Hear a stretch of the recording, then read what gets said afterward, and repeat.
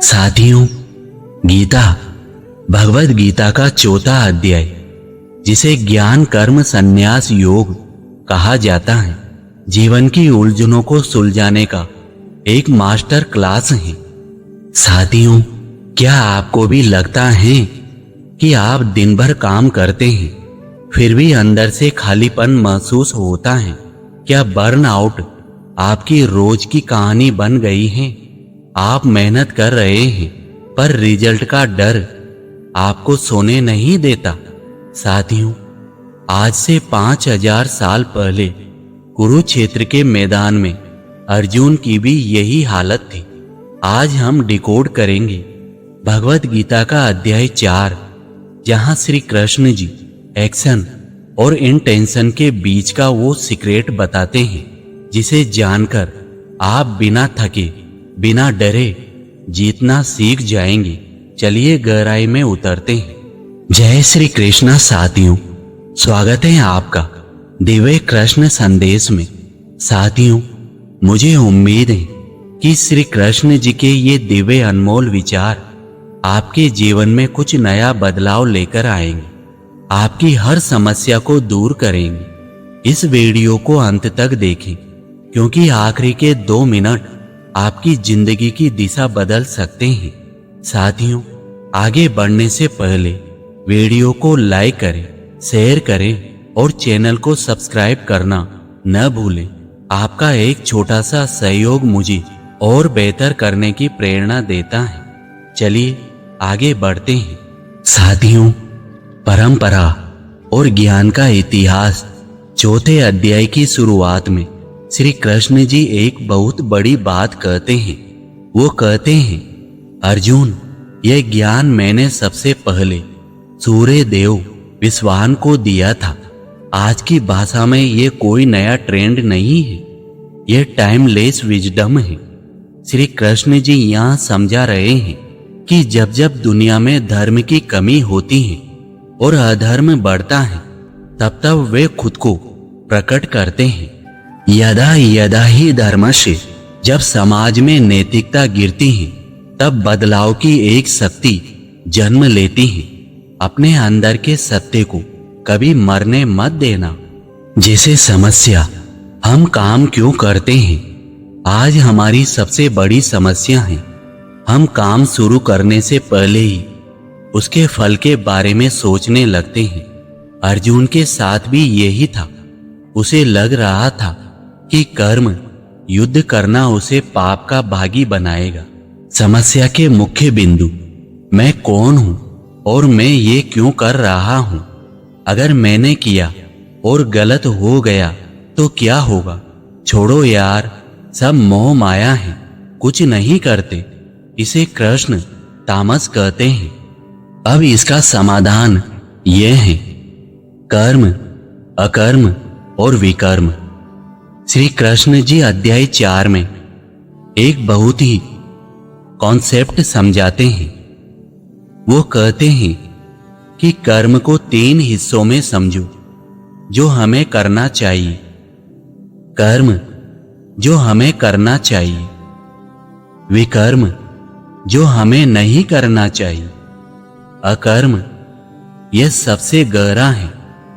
इसका मतलब है काम ऐसे करो कि उसका बोझ तुम्हारे मन पर न हो। भगवान श्री कृष्ण जी कहते हैं, जो इंसान कर्म में अकर्म देखता है और अकर्म में कर्म, वही बुद्धिमान है। आज के दौर में इसका मतलब है अपने काम में इतने डूब जाओ कि मैं कर रहा हूं वाला अहंकार खत्म हो जाए। जब आप रिजल्ट की चिंता छोड़कर प्रोसेस से प्यार करते हैं तो काम नहीं रहता, वह एक ध्यान मेडिटेशन बन जाता है। जैसे एक कहानी, राजा जनक सीता जी के पिता को विदेह कहा जाता है, यानी जो शरीर के मोह से ऊपर थे। एक बार एक साधु उनके महल में आया। साधु को लगा कि राजा इतने ठाट बाट में रहते हैं, ये कैसे ज्ञानी हो सकते हैं?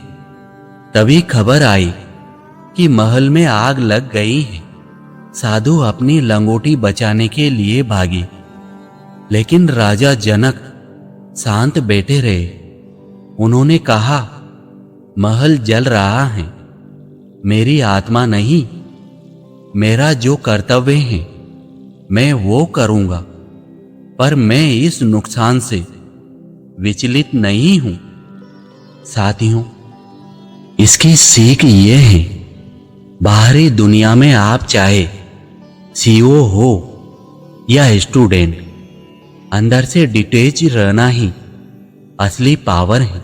इस संसार में ज्ञान के समान पवित्र करने वाला कुछ भी नहीं है। श्री कृष्ण जी कहते हैं, नहीं ज्ञानेन सदृशम पवित्र मिहि विद्यते संस्य आत्मा विनश्यति। स करने वाले इंसान को न इस लोक में सुख मिलता है न परलोक में। खुद पर और अपने परपोज पर विश्वास रखो। यज्ञ का मतलब सिर्फ हवन कुंड नहीं है। अपने आलस की आहुति देना, अपने ईगो को दांव पर लगाना, ये सब यज्ञ है। कहानी मूर्तिकार की दिव्य एकाग्रता। साथियों, बहुत समय पहले की बात है। एक प्रसिद्ध मूर्तिकार था जो पत्थर से ऐसी मूर्तियां बनाता था कि देखने वाले को लगे कि मूर्ति अभी बोल पड़ेगी। उसकी ख्याति दूर दूर तक फैली थी। एक दिन एक जिज्ञासु व्यक्ति उसके पास आया और उसने देखा कि मूर्तिकार एक बहुत ही सुंदर प्रतिमा बनाने में लीन है। वह व्यक्ति घंटों खड़ा रहा, लेकिन मूर्तिकार ने एक बार भी सिर उठाकर नहीं देखा। वह पूरी तरह पसीने से तरबतर था। छेनी और हथौड़े की हर चोट बहुत सदी हुई थी। जब मूर्ति पूरी हुई तो उस व्यक्ति ने पूछा, महाशय, आप इतनी मेहनत कर रहे हैं, क्या आपको थकावट नहीं होती? क्या आपको डर नहीं लगता कि अगर एक भी गलत चोट लगी तो इतनी हफ्तों की मेहनत बेकार हो जाएगी?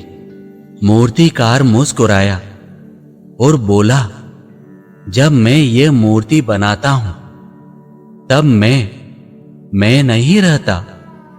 उसने आगे समझाया, शुरुआत में मुझे डर लगता था। मुझे लगता था कि मुझे बहुत बड़ी प्रशंसा मिलेगी या पैसे मिलेंगे।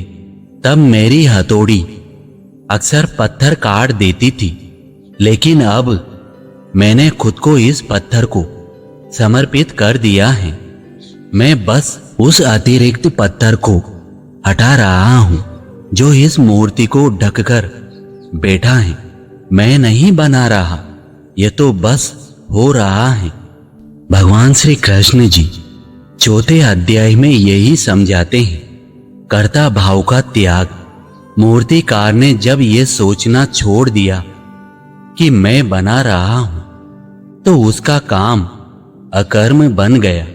यानी काम तो हो रहा है, लेकिन उसका मानसिक बोझ खत्म हो गया है। डर की समाप्ति। जब आप फल की चिंता छोड़ देते हैं तो हाथ कांपना बंद हो जाते हैं। एकाग्रता असली पूजा बन जाती है। ज्ञान से शुद्धि। मूर्तिकार को ज्ञान था कि पत्थर के अंदर मूर्ति पहले से ही है। इसी तरह कृष्ण कहते हैं कि अपने अंदर छिपे परमात्मा के ज्ञान को पहचानो, फिर तुम्हारा हर काम पवित्र हो जाएगा। साथियों, क्या आपकी लाइफ में भी कोई ऐसा काम है जिसे करते वक्त आप समय भूल जाते हैं? वही आपका योग है। श्री कृष्ण जी कहते हैं कि अपने काम में इतने खो जाओ कि तुम बचो ही नहीं, सिर्फ काम बचे। अब इसका निष्कर्ष ये है साथियों, अध्याय 4 का सार ये है। श्री कृष्ण जी कहते हैं कि अपने संशयों को ज्ञान की तलवार से काट दो। उठो और अपना काम करो। समस्या काम करना नहीं है, समस्या काम के फल से चिपकना है। अगली बार जब आप स्ट्रेस महसूस करें तो खुद से पूछें, क्या मैं यह काम रिजल्ट के लिए कर रहा हूं या अपनी ग्रोथ के लिए? अगर जवाब ग्रोथ है तो आप कभी नहीं हारेंगे। जय श्री कृष्ण।